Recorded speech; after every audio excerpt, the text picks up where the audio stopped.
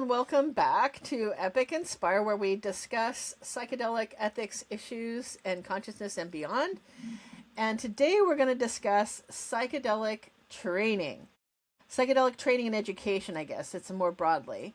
But in particular, Sam and I were going to explore the ideas around, what are the standards of facilitator training if you're looking to be a psychedelic facilitator of any sort.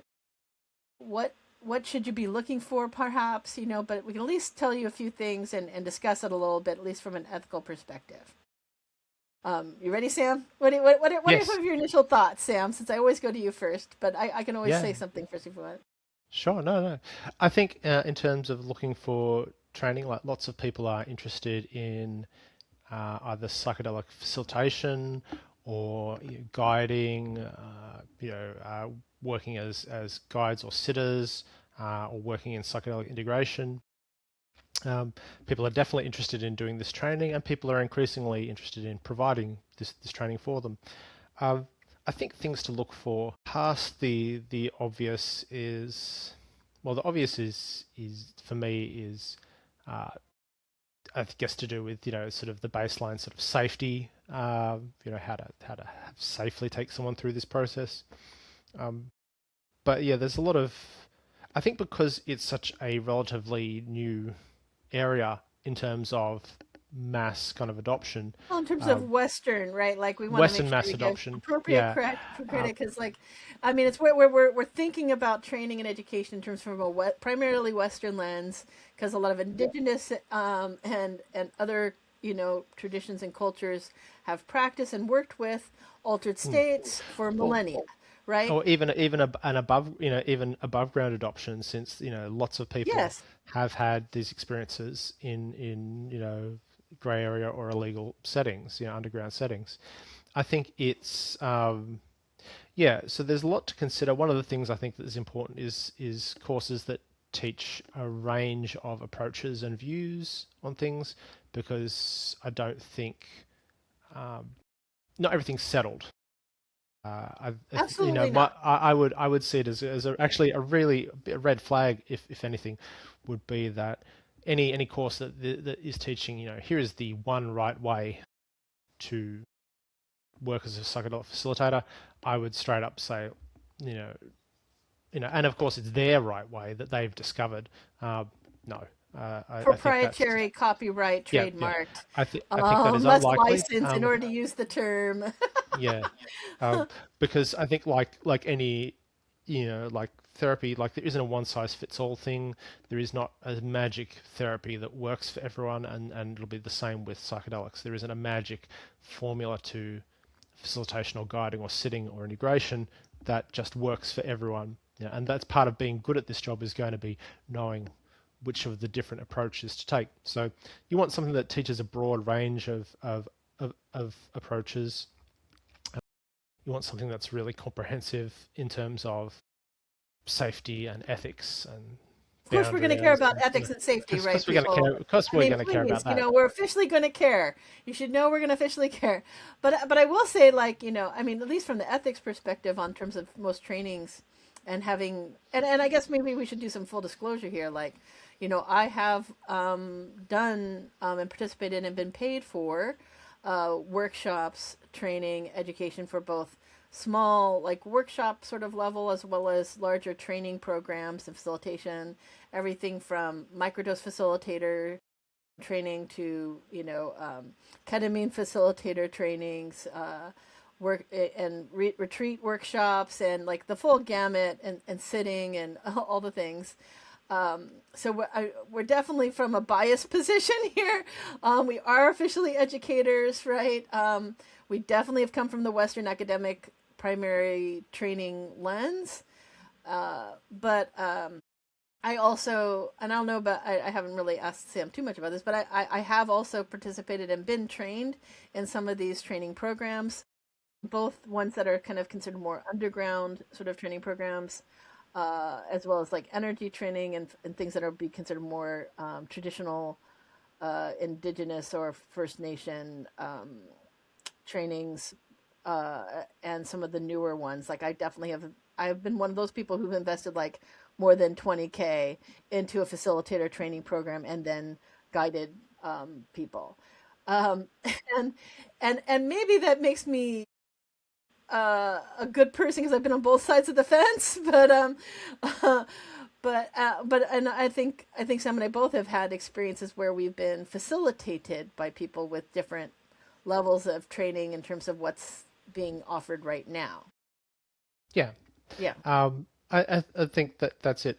I mean, I think, and I've talked to you about this before, but part of the irony, like perhaps in talking about training, for me, is that of the people that I know, I think the best facilitators I know are people who've never once done anything that we would recognize as formal training.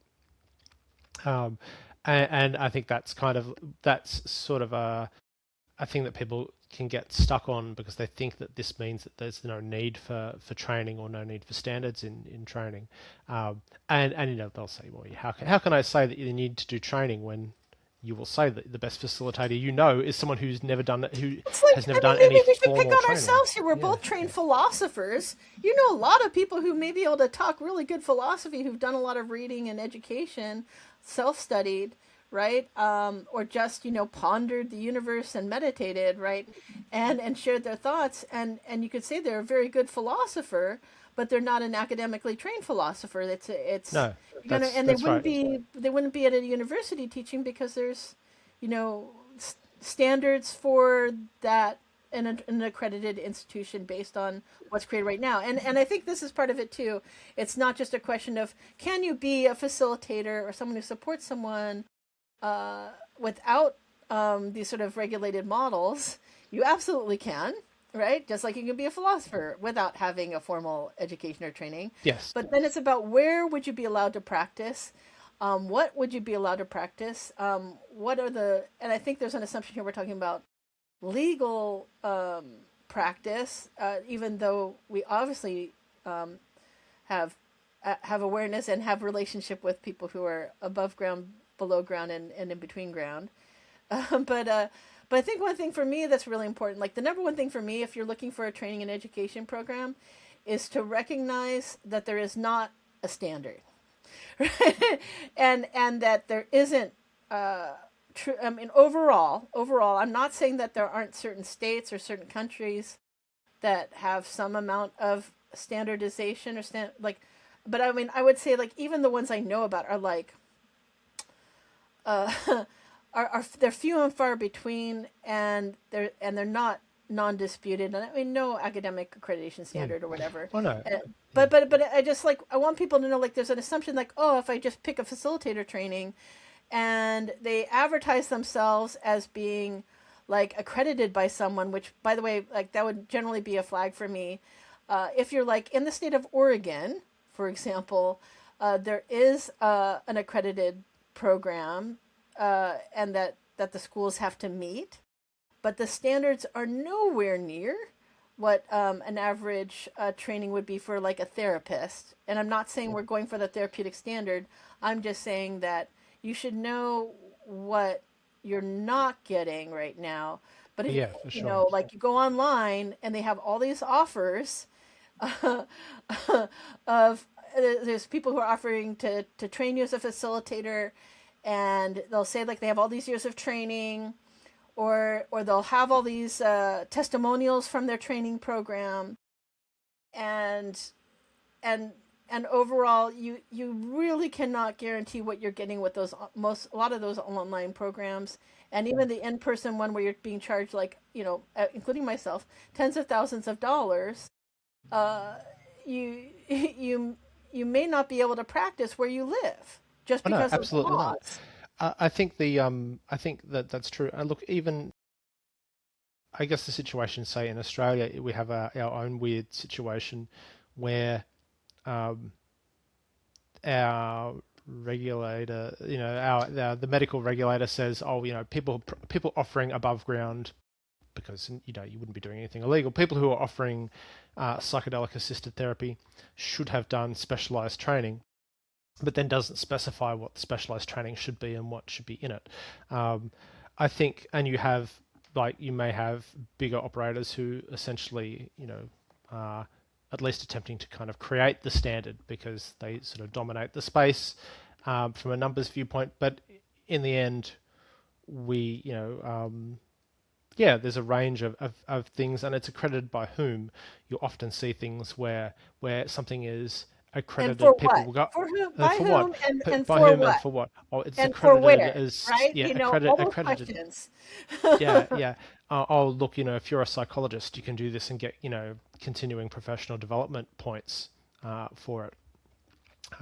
This is one that you see a lot, but the truth is that honestly, there are categories of professional development even for licensed therapists, and honestly, the bar's kind of low. The bar is low. Like, People would probably honestly, be shocked at what you could count as professional development when you're a professional sort of therapist or therapeutic. I'm not even talking about that. I'm even just talking about the training programs that are being offered out there. Yeah, Like there's because there isn't any. Let's just start with the international. Like there's no international agreed upon standard, none, in terms of uh, for what you should know as a facilitator, what you should be trained in, what's required, what how many years of training you should have, whether you should be supervised, whether you should have mentorship, what accountability practices, what whether or not you have any sort of safety instruction or ethics instruction. And in some ways, we're really at risk of like talking a lot about this in part because there the vast majority of programs that are being offered out there are basically taking advantage of people's interest and willingness to pay to what they think is a developing or burgeoning field that they can profit in, and willing to pay like what you would pay for like a more formalized accredited practice or institution, which it's not yet it's in development, right? Even if you're a therapist, right? I mean, you could be working as a therapist, but then there's a lot of one thing that's happened. I'm going to mention Oregon again, right? One thing that happened in Oregon was that they ended up deciding that you could not be a therapist and facilitate, right? They literally made it mutually exclusive, which caused different kinds of problems. But the idea was to make it as accessible as possible for people to become a facilitator so that we could be inclusive of traditional or religious or spiritual practices, right? Which I guess I also want to make a nod to the spiritual and religious trainings and education that may be out there. Like it could be a mentorship model. There's lots of different, I'm not going to be able to speak for other cultures, obviously, or other particular religions, but of places that have legal access, a lot of times that legal permission does not include what that facilitation should look like, right? And so it really is a caveat emptor, buyer beware. For any facilitation training, you're going to be having to do the burden of proof on looking at programs, comparing the programs. I mean, we even saw one, Sam and I were talking about just a week ago or so, that was basically an AI program. I mean, not that we should be surprised, but it looks really official. It has a lot of like, what, ChatGPT and others could possibly generate for, what they think should be in a program. And then you listen to the sound bites and they're all an AI voice doing the training, right? But maybe I should talk about maybe we should talk about things that I still would recommend people get training, right? Like none of this is to say don't get trained and try and go out there. You should definitely need to be informed about what the legal options are. And there's a lot of misinformation out there, even if you decide to practice, in a country not of your origin, that there's a lot of misunderstanding of what they think is legal is not actually legal. It's like a gray area. Like in the Netherlands, it's technically a gray area. Or Australia right now, there's very few people who are actually approved to practice, even though it's in theory legal for MDMA and psilocybin, right? But anyway, I know I've just done a rant, but thank you for letting me rant a little bit Good. too. And maybe we should wrap up a few thoughts here. Like, I'll just say, like, yes, please get training, and support, and be in a community. These are all things that I would look for. Like, you don't do this alone. Don't rely on some sort of just online one and done training.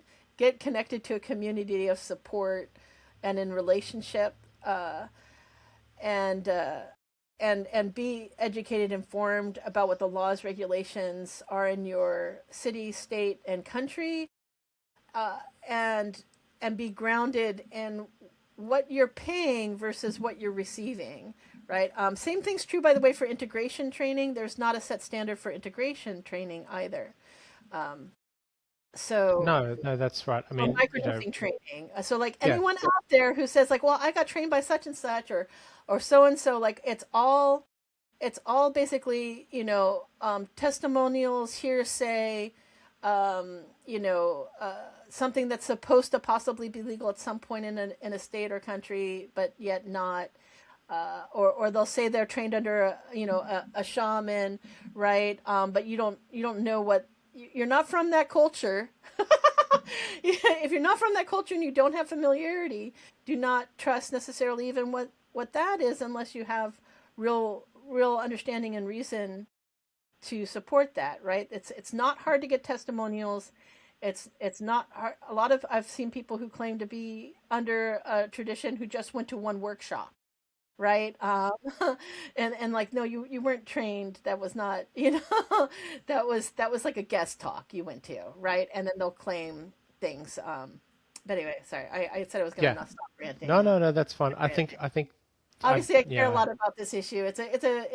And again, I've been a part of trainings, and I do trainings, but uh, definitely buyer beware. You're more likely to get scammed than you are to find a valid training that actually supports you in your area and will lead to a paying job, right?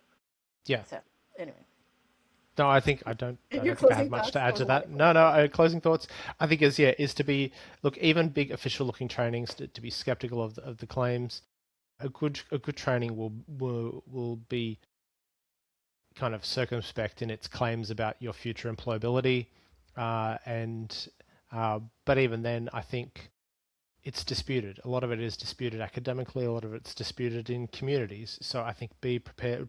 You should see certainty is probably, it's an orange flag, if not a red one, is just to go, well, look, yeah, there is no standard, there is no one way to do this. So, you know, keep that in mind when someone says, I know the one best way to do this. No, they probably don't. Yeah, and then and I think that's really wise. And it's not to say that we're not saying that people who are offering training and certification programs are doing something wrong, right? They're doing the best they can. A lot of times, like, I mean, I've known good training programs. I've been a part of good training programs. They really are trying to do the best they can. In a at a time when we don't have these agreements or understandings, or maybe we shouldn't, right? Like, that's another argument too. Like, I think it seems like we're saying that there absolutely has to be a standard, but I think at the end of the day, it's going to be different standards, and um, I mean, even if you're in an accredited institution, like, Sam and I both have probably taken logic, right, and advanced logic, but like our training looked totally different, even though there are different accredited institutions in different countries and different parts of the world. And it definitely won't necessarily mean we have the same type of education, but there should be enough of a sense that the people who are actually training you, for one thing, don't have anything that we can agree upon yet as being legitimate, right? I mean, even myself, granted, I have a legitimate MA PhD in philosophy, as this, and Sam has a PhD in philosophy, right? We have a legitimate reason to say we can teach ethics and philosophy and things that are related to those topics and applied ethics, like what we're talking about here. But there's nothing that says that uh, that legitimizes us in relation to a psychedelic facilitator training, or or an integration training, or any of these things. And I just think it's just so important to just really understand where we're at. Don't assume what is standard practice in even in the Western world. Not that that should be our standard. I have lots of challenges for the Western world's academic trainings. Trust. um, but yeah, just be really grounded that, even if someone has a lot of training and education who's teaching you, that that may not make them the best trainer or facilitator, that the training and programs that are out there are all very, on the whole, relatively new, for our work, unless they're, have a cultural or longer tradition that's associated with it. um, Yeah. and I think that should really put us in a state of humility in relationship, and honor and respect even more these traditions, who have been, a lot of us have extracted and appropriated from, really, to be able to help connect people to deeper understanding. I don't know. We can stop here, but but thank you all for at least taking the time to listen to this conversation and to reflect about psychedelic therapy training and education, for facilitation and integration. We could definitely go a lot deeper on this issue, or about different things, but just know that the risk is high, both for you, as well as for the organizations who are trying to do training, as well as for the people you would facilitate as a result, because there isn't a lot of grounded understanding and agreement around these issues yet. Yet, you know, at least in our culture, Western, whatever culture. So, word to the wise. Okay. Much love, everyone. Have a great day.